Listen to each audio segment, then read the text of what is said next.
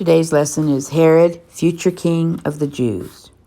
It was in the same December of 43 BC, about the time of the Festival of Lights, that Cassius, the lean and hungry one, was leaving Palestine, taking with him many chests of gold. By taxing the Jews and demanding gold from the temple treasury, he had been gathering funds for the war against Antony and Octavian. "You have served us well thus far," said Cassius, bidding farewell to the young governor of Galilee, whom he had found most obliging, and no wonder. This young governor was Herod, the same Herod who years hence, it is said, was to be visited by 3 wise men from the east following a star. Naturally keen and crafty as a fox, young Herod also had been well trained by his father to help the most powerful Roman of the day, no matter who he was, when he arrived in Palestine. And why not? All the power of Herod's father held in this kingdom of the Jews depended upon the Romans who controlled the country. For Herod's father was a native of Palestine. He had come up to Jerusalem from Edom, the country to the south. So the pious Jews looked upon him as a foreigner, hated him as they did all foreigners, and resented the fact that he held power in their country that should have belonged to their own high priest. Among the Jews, who had no other law but the law of their religion, the office of high priest was similar to that of a king. But Hyrcanus, who was now the high priest, had no power left to him at all outside of the temple. The actual rule of the country had been taken away from him by the Romans when they conquered the country and given to Herod's father. That had been his reward for being shrewd and quick to furnish the Roman general with gold as soon as he arrived, help him bombard and conquer Jerusalem, enter the city, and establish their authority. That had been 20 years ago, and during that stormy time Herod, who was then 11, had been left with his grandfather in Arabia. For while the father came from Edom, Herod's mother was an Arabian princess. There, where sandy waste and fertile pasture meet, the boy had learned to hunt and fight and ride high-spirited steeds like any son of the desert. He had come to Jerusalem a strong boy, with a sinew body as quick and agile as his mind. A prophet, seeing how keen and daring he was, is said to have predicted that Herod would one day be king of the Jews.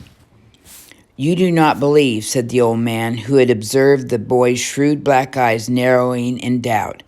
"You have been told that no one who is not descended from King David will ever be called king of the Jews. But mark well my words, for I, an old seer of the Essenes, can foresee your destiny." When he was 25, Herod's father had given him the northern province of Galilee to govern. There Herod had found his first opportunity to gain the friendship of the Romans on his own account. But in doing so, Herod had also earned the everlasting hatred of the Jews. Galilee was rich, fertile province, but a troublesome one in which rebellion against Rome was always breaking out. There in Galilee were to be found many hot-headed young patriots, so full of zeal to make their country independent that they were always ready to snatch up their daggers and follow almost any new leader in an uprising against the Romans. At that particular time, one of those outlaw patriots, a sort of Robin Hood, was captain of a band of rebels who had become the terror of the countryside. Roman travelers and merchants carrying their goods along the ancient highway running north from Egypt were in constant fear of being held up and robbed when they went through Galilee. Roman legions never knew when the robbers might rush from their hiding places down upon their camps to raid and plunder them. Herod had gone after these outlaws of Galilee, hunted them down in the hills, tracked them to the caves among the rocks, and then killed their leader. By doing that, Herod had defied the law, and the whole Jewish nation was aroused. Only the Sanhedrin, only the body of 71 men, the supreme court of the nation, had the right to condemn any man to death. An angry mob stormed the palace of Hyrcanus and demanded that Herod himself, that tool of the Romans who had taken the law into his own hands, be summoned before the Sanhedrin to be tried for murder and condemned. Hyrcanus, who, as high priest, was president of the Supreme Court of Justice, had hesitated. By nature mild and uncertain, he also did not wish to offend the Romans and endanger his comfortable position. Trembling, therefore, between the wrath of the Romans and the fury of the Jews, it was with great hesitation that he finally sent the summons to young Herod. Herod, high in favor with the Romans, had answered the summons boldly, bringing a company of Roman soldiers with him to Jerusalem into the hall of unused stones he had marched, with clanging sword and polished armor and flaunting a purple cape.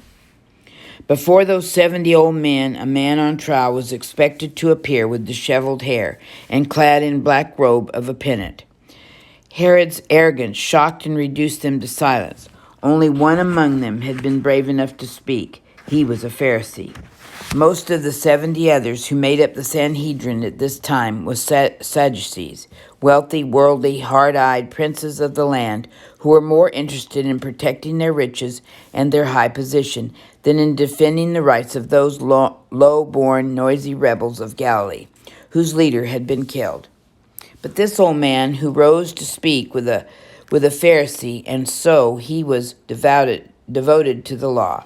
For the Pharisees were students and Puritans. They were continually studying the law of Moses and searching it diligently for righteousness. "Oh, you members of the court who are judges with me," cried the Pharisee, "God is great and his law is greatly to be feared. If you absolve this guilty man who now stands before us, armed as if daring us to find him guilty, he will one day return to punish you, all of you, and your high priest as well." Hyrcanus trembled at the words. Looking about the circle of the elders, he had seen that they too had been stirred. Not daring to take a vote for fear of this young friend of the Romans might possibly be condemned, he had weakly dismissed the court and left Herod free to escape. This affair in Galilee had occurred in the days when Julius Caesar was all-powerful in the Roman world. Soon Herod learned that Caesar had been killed, and his enemy Cassius had arrived in Palestine. Cassius, scratching and scraping together all the gold within reach of his lean and hungry fingers, had found 4 cities of Syria unable to meet with his demands, and had thereby sold all the inhabitants as slaves. An unfortunate but not unusual way of raising money in the age of the wholesale slavery. In Galilee there had been no need to resort to such means, for here Cassius had found this most capable and obliging young governor named Herod, who had rounded up the required taxes in short order and delivered them properly. Therefore, on the December day before leaving Palestine to meet Brutus in Asia Minor, Cassius was assuring Herod that he would be well rewarded for his service. "Continue to serve us well," he was saying, "and when this war is over, I will make you king of Judea." Cassius spoke with confidence, but Herod's black eyes looked narrowed and suspicious. When the war was over, would it be Cassius, he was thinking, or some other Roman who held the power in Palestine? No wonder. Whoever the most powerful Roman of that day might be, he, Herod, would be on hand to prove himself a friend.